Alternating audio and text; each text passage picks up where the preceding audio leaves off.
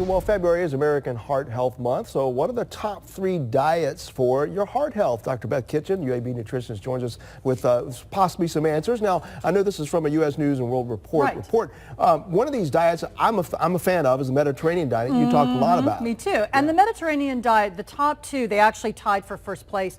Mediterranean diet, which you've probably heard of, and then the Ornish diet, which you may not have heard of. I didn't know that one. And they have some similarities, but some very distinct differences. Now, when we say the Mediterranean diet, it's really not as much of a diet as an eating pattern. And there are all different kinds of styles, because when you think of the Mediterranean, that encompasses a lot of different traditional eating styles from a lot of different countries. But what they all kind of include are lots of fruits and vegetables, olive oil, nuts, and fish. That kind of is the basis of the diet. And of course, you always hear about the wine that's included, but it's very low in red meat, saturated fat, and added sugar. Those things are not eliminated, but they are more occasional foods as opposed to the basis of the diet. I want to ask you real quick too. There's a lot of research done on people who've basically eat these foods because it's native to where they grew up. But they found that they have better heart health, and that's where this is born out of, right? They do, and that's where the studies came from, because you could say, well, they have a much lower risk of heart disease in these Mediterranean countries. Look at how they eat.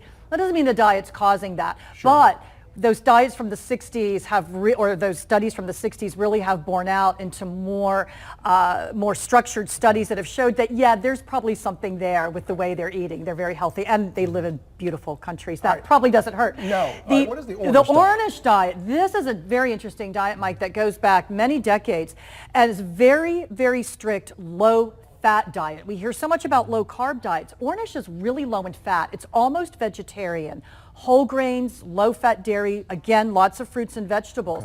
And this diet was actually shown to reverse atherosclerosis, which was pretty shocking when they showed that, because that's a pretty big finding from a diet. Now, you have to follow the strictest form of the diet to get those results. Yeah, it's not a difficult diet, but it is pretty strict. Very healthy. You'll feel full because there's lots of fiber, lots of fruits and vegetables. But it's almost a vegan vegetarian diet. Last diet, of course, one of our favorites, the DASH diet, which is sort of a hybrid of these 2 diets. It's, again, very plant-based, lots of fruits and vegetables, whole grains, low-fat dairy, nuts and seeds. It's a little bit more structured than the Mediterranean diet, but pretty similar.